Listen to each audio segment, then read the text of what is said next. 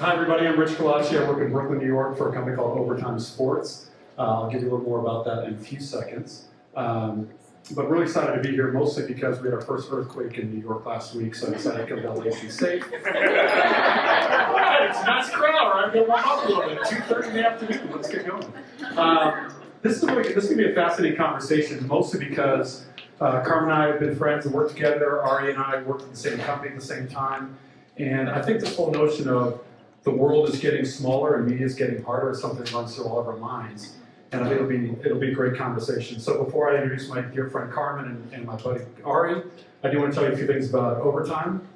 First and foremost, Stephen Skolsnick works with me here in LA, and Brian Montgomery is also in the house, our head of West Coast Partnerships, right here if you want to learn more. Overtime is a single mission, and it's really to drive basically fandom and awareness for 13 to 34-year-olds. We have 56 different social accounts that we own and operate. We reach over 100 million people on social every single month.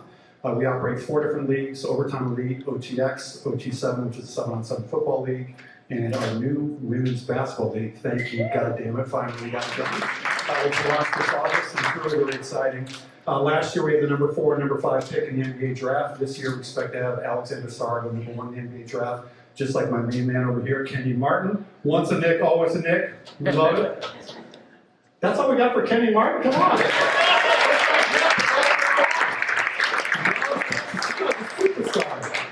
He's played around the world too. Number 1 pick.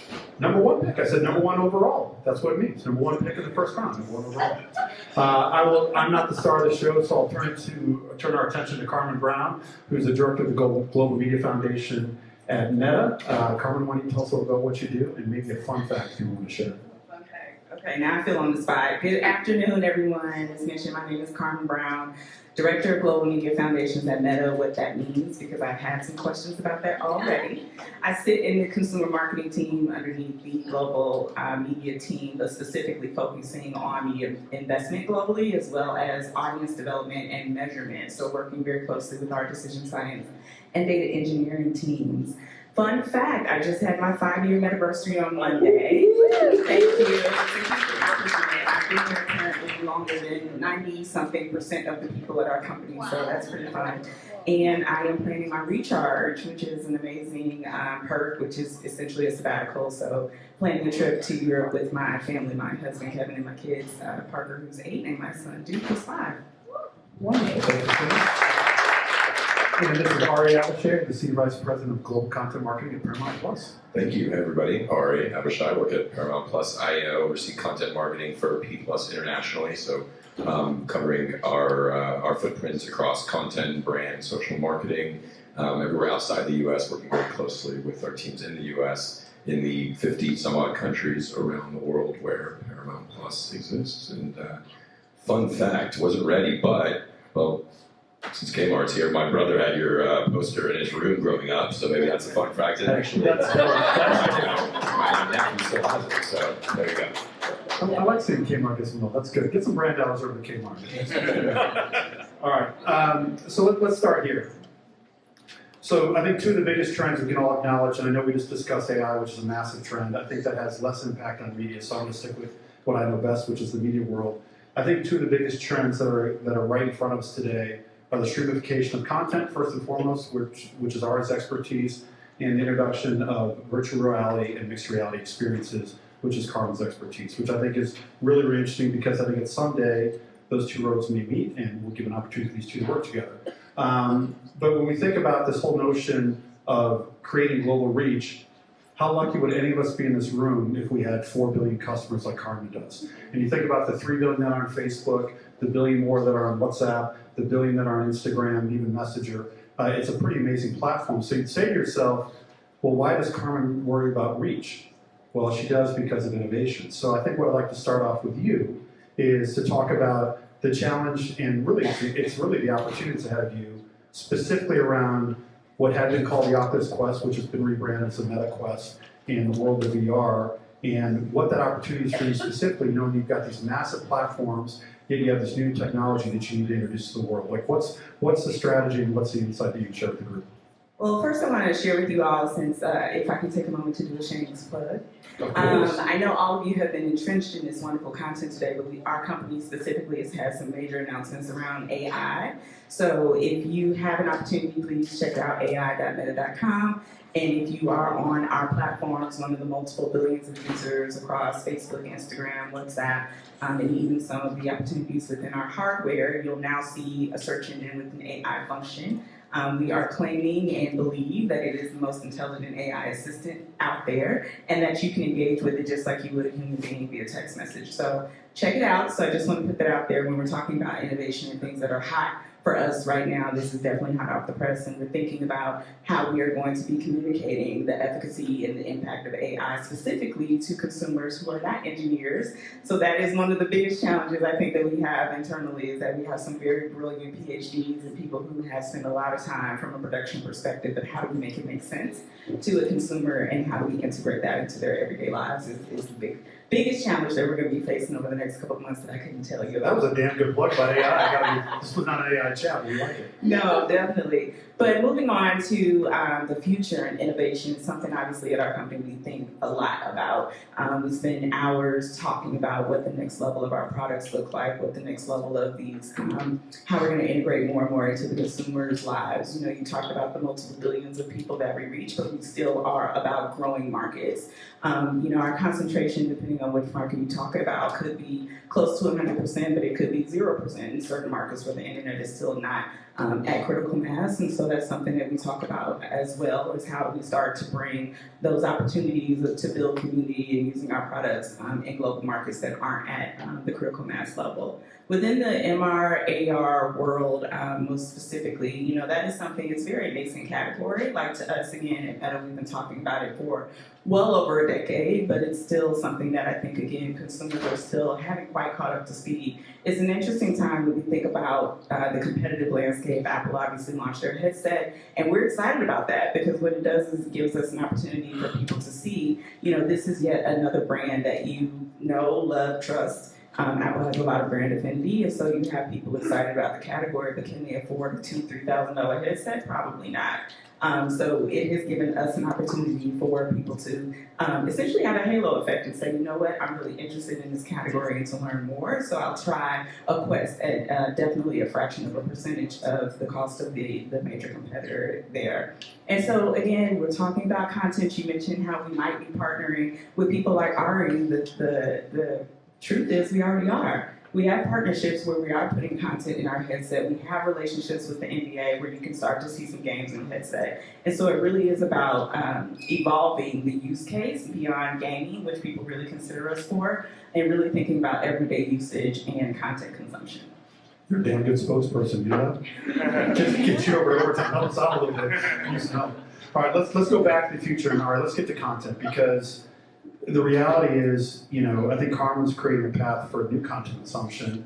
You're building a business that takes existing franchises, I mean, Hallmark franchises, Star Trek, Paw Patrol, SpongeBob, Yellowstone, everybody loves Yellowstone, and now you're taking what's essentially an American product, American content product, and trying to bring it out to the world. And with 70 million subscribers all around the world, that's not an easy challenge. So how do you as a marketer bring these shows, these series, and create fandom in markets like Brazil or Japan or Korea or anyplace else? You said the right word there, is fandom. Well, first off, I should say this, that was a really good sales pitch. I'm going to go buy one. I'm not even asking for a discount. I've got two. You should borrow one. Yeah, okay, good. One was free from Carmen, the other one I paid for. Anyways, back to you, Mark. It's a good deal. It's a good deal. Start with fandom. Start with the fans. And I feel very fortunate that I'm at a place and we're the recipient of some of the best content from some of the best studios in the world, where we get to play with incredible franchises like Star Trek, like Halo, like Paw Patrol and SpongeBob and many others.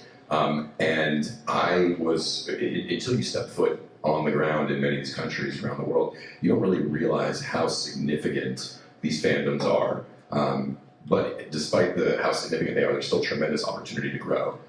A lot of this content coming out of the US is absolutely, it permeates the story, the lore, the characters. It absolutely starts here. But it extends in ways that until you're on the ground, until you have an effective communication strategy, media strategy, until you actually put work out into the world and see the response, you never really know what to expect. And again, I carry a torch that was started long before I got there, and I'm fortunate that we have these large fandoms, but really as it relates to taking some of these iconic franchises that are born out of Hollywood or born out of the US and bringing it around is about leaning into what these individual IP really represent, understanding them at its core, and then building, implementing them, leveraging local norms, local nuances, really understanding what the media habits, what the consumption habits are in different countries around the world, because it is very different. It's fascinating. The way that people consume content in Korea is quite different. We didn't know this until we got into market, but it's very common in Korea, by way of example, for people to watch their content at 2x speed, and which is something that sounds crazy to me. I mean, I'm a sponge when it comes to watching shows and films. I want to absorb everything, but the speed with which they watch content is much faster. So what does that mean? Well, it means that maybe the marketing content that you're creating in one country isn't just going to be able to be localized via translation and distributed in this case in Korea.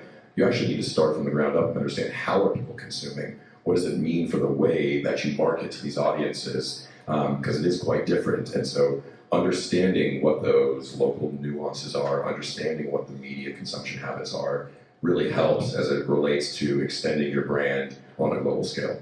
That's awesome. We're going to come back to that. I played a few basketball games in college that I wish would have ended 2 times faster. They weren't going very well, but that didn't happen. My mom, when I was a kid, used to say that the blue jay always sings from the robin's nest, and what she meant by that is mind your own business. And I think it's such an interesting opportunity for you, Carmen, sitting from your perch, where you have 4 billion users around the world, and a massive number of marketers that are all trying to leverage your platform. I'm curious to know, as you think about marketing a product like MetaQuest or marketing the new Meta Ray-Bans, how you seek inspiration from what you're seeing other brands do around the world, whether it's in one specific market like Ari mentioned in Korea, or maybe it's a global effort. Is there something you see, or I guess maybe better said, how do you find inspiration for what brands are doing on the Meta platforms that help service you as a marketer against MetaQuest or Meta Ray-Bans? I actually find a lot of my inspiration outside of our platform. I have been in this industry for a number of years at this time, and to see the evolution of even traditional media in the past 20 years has really been exciting. When I think about out of home and how it went from just like the static billboard to now there's 3D immersive experiences, like that is really inspiring for me and for us and for the team. When I think about the evolution of television, from cable to now streamers to now all these other opportunities, and the ability to measure it, I'm really blown away. And so I just think about just the evolution of the industry in general is something that really keeps me inspired and really pushes us to think about how what we say, Meta, move fast, break shit.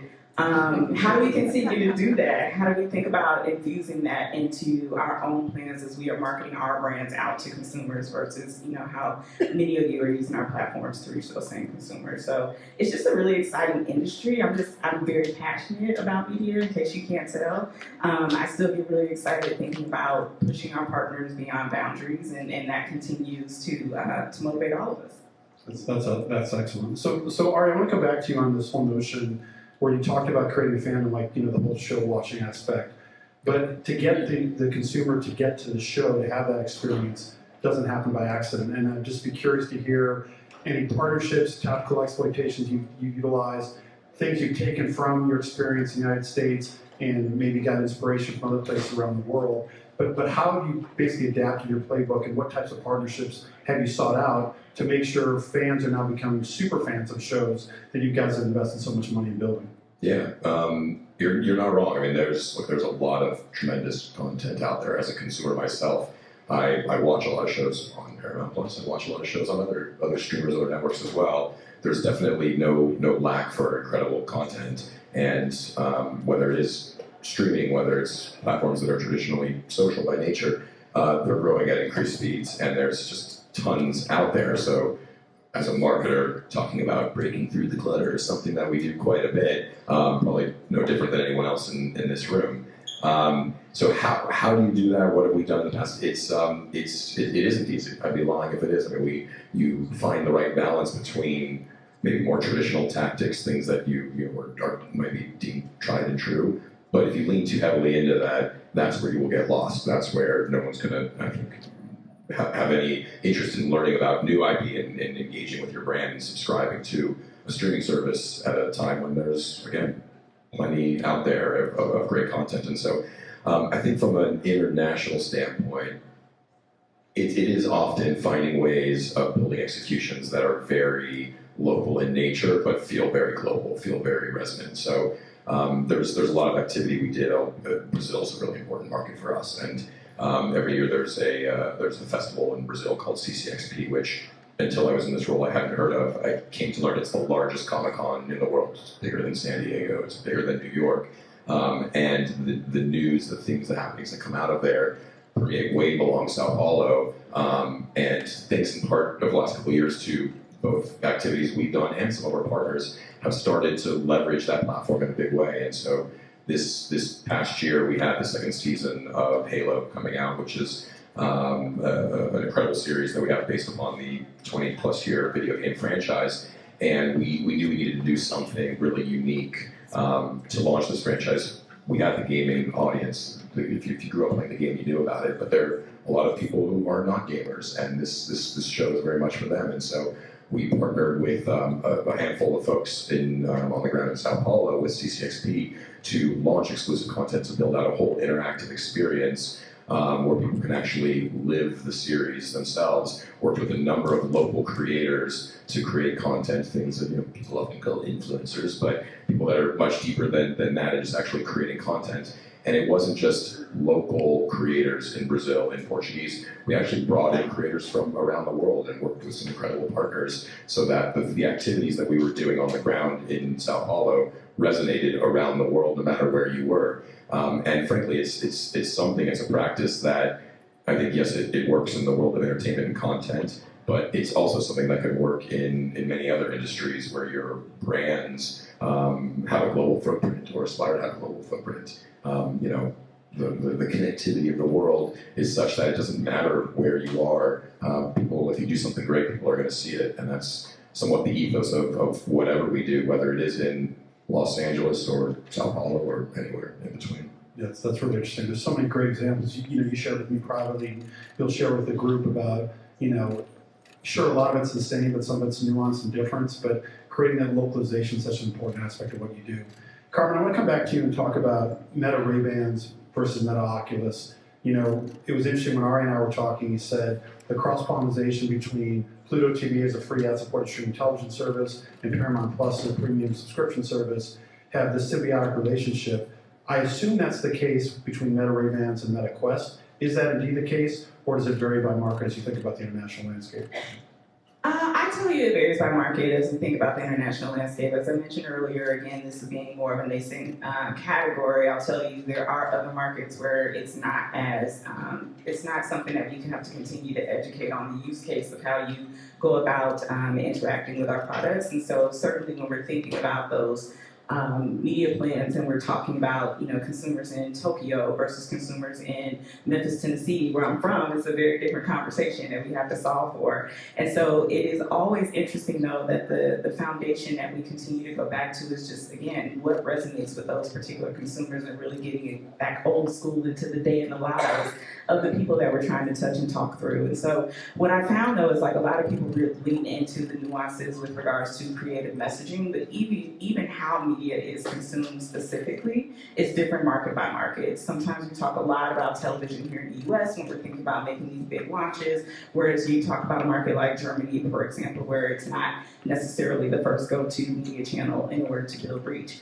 So those are all the conversations, to your point, that we're talking about, and the variances in markets are not just with the message that we are trying to reach consumers, but it is also about the differences in media consumption.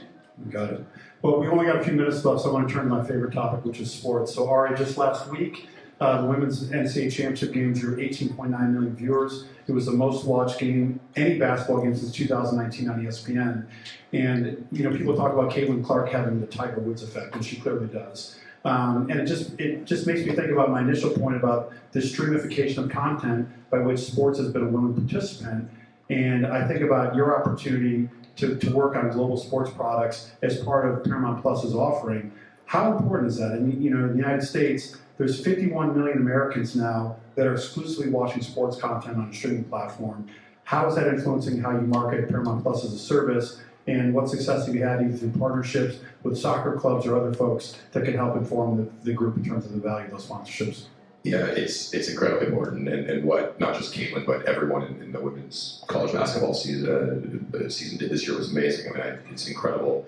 So I love the stat that more people watch that game than the men's game, and not just because I have two daughters that were so excited to watch the Final Four as well, but I think it showed how when there's a great product, in this case on the court, how contagious it can be, and how passionate people can be about it. And for us, we leverage sport in interesting ways. In the U.S., obviously, with CBS being part of the Paramount family, there's a lot of NFL football and the Final Four and many other great events. And then outside the U.S., while we do have some partnerships or some distribution partnerships as well, we leverage sport in ways to reach fans where we know they're passionate, where they're focused, where they're dialed in, where they're engaging, and we do that through, like you said, unique partnerships. We've done a few really interesting football partnerships with Inter Milan, which is a club out of a football club or soccer club out of Milan that has a very global resonance. A similar one with Union Berlin in Germany. We just did a really interesting partnership with Arsenal in the UK around Knuckles, which is a series that we have coming out shortly. And in these cases, it's really about finding ways to partner with, to integrate with the team in ways that, yes, we have signage on the field, and that's important. And yes, in Inter, we have the Paramount Plus brand on the kit on the jersey, and that's important. But it's going a bit deeper, and it's finding ways where partners understand what's important to you and can create together. And in this case, recently, our partner at Inter Milan came to us when we were launching Halo and had the idea to bring Master Chief, which is the main character from the series, onto the field to fist bump all the players as they were walking out onto the pitch. And it's something that, yes, we captured the content and it was on social and ended up with hundreds of millions of views in countries all over the world. And all it took was Master Chief fist bumping the players as they walked on the pitch. It was something that was so simple, an idea that came through partnership. It wasn't something that was purchased or included in a contract or it was a deal term. It was just something about finding ways to work with like-minded individuals and leverage, in this case, platform like sport that people are just naturally energetic and passionate about. And yeah. That's great, man. We'll wrap it there. It's such a privilege to be brand innovators to hear stories from marketing professionals like Carmen and Ari. How about a big round of applause for Carmen?